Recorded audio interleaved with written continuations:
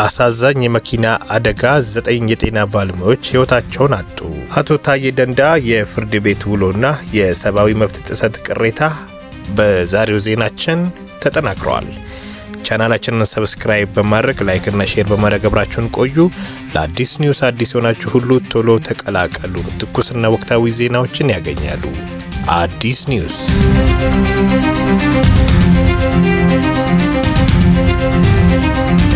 በኦሮሚያ ክልል አርሲ ዞን ተወጣጥተው ለትምህርት ወደ ሀሮማያ ዩኒቨርሲቲ ሲጓዙ የነበሩ የጤና ባለሙያዎች ላይ በደረሰ አስከፊ የመኪና አደጋ የ9 ሰዎች ሕይወት አልፏል።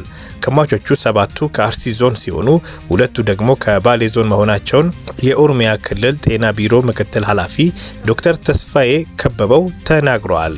አደጋው የደረሰው የጤና ባለሙያዎቹ ከዲፕሎማ ወደ ዲግሪ ለመሸጋገር የሚያስችላቸው የኢንትራንስ ፈተና ኮንትራት መኪና እየተጓዙ በነበረበት ወቅት ትላንት ጥቅምት 12 ቀን 2018 ዓ.ም ከጠዋቱ 12 ሰዓት ገደማ ወለንጭቲ አካባቢ ነው። በአደጋው 28 ባለሙያዎች ተሳፍሮ እንደነበረ የገለጹት የአርሲ ዞን ጤና ቢሮ ኃላፊ አቶ ሱልጣን ሐምዲኖ ከሞት በተጨማሪ 8 ሰዎች የተጎዱ ሲሆን ከነዚህ ውስጥ 4ቱ ከባድ ጉዳት እንደደረሰባቸው አስረድተዋል። ተጎጂዎቹ በአሰላና አዳማ ሆስፒታሎች ሕክምና እየተከታተሉ ይገኛሉ።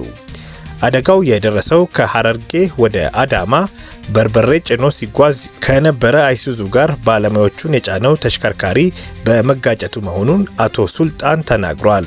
አቶ ሱልጣን በተጨማሪም የመኪና አደጋ በጣም እየበዛ ነው፣ ትራንስፖርትና ሎጂስቲክስ ቢሮዎች በደንብ መስራት አለባቸው፣ በየቀኑ የሰው ሕይወት እየተቀጠፈ ነው፣ ንብረት ላይም ውድመት እየደረሰ ነው፣ ጥንቃቄ ያስፈልጋል በማለት ጥሪያቸውን አቅርበዋል።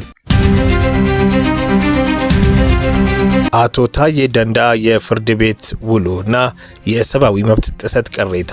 በእስር ላይ የሚገኙት የቀድሞ የሰላም ሚኒስትር ዴኤታ አቶ ታዬ ደንዳ ዛሬ ፍርድ ቤት ቀርበው የችሎት ውሏቸውን አድርገዋል።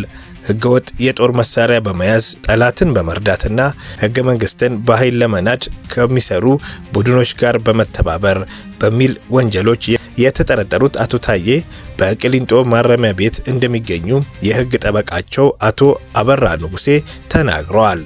ቀደም ሲል በዋስ ከተለቀቁ በኋላ ዳግም ግንቦት 25 ቀን 2017 ዓ.ም የታሰሩ ሲሆን ዛሬ ውሳኔ ይጠበቅበት የነበረው የልደታ ከፍተኛ ፍርድ ቤት ጸረ ሽብር ችሎት በተደራረበ ስራ ምክንያት ለጥቅምት 24 ቀን 2018 ዓ.ም ተለዋጭ ቀጠሮ ሰጥቶበታል። የአቶ ታዬ ጠበቃ አቶ አበራ ንጉስ ደንበኛቸው ቀደም ሲል በእስር ላይ በነበሩበት ወቅት የሰብአዊ መብት ጥሰቶች እንደደረሰባቸው ለፍርድ ቤቱ አቤቱታ ያቀረቡ ቢሆንም ትዕዛዝ እንዳልተሰጠበት ገልጸዋል። እንዲሁም ከ2 ወር ቆይታ በኋላም የምርመራ መዝገባቸው ጉዳይ ያለመጠናቀቁ ቅር እንዳሰኛቸው ለችሎቱ አስረድተዋል። ከሳሽ አቃቤ ሕግ በዛሬው ችሎት አለመቅረቡ ታውቋል። ስለተከታተላችሁን ከልብ እናመሰግናለን። ሁሌም ወቅታዊና አዳዲስ ዜናዎች እንዲደርሱት አዲስ ኒውስን ሰብስክራይብ በማድረግ ቤተሰብ ይሁኑ።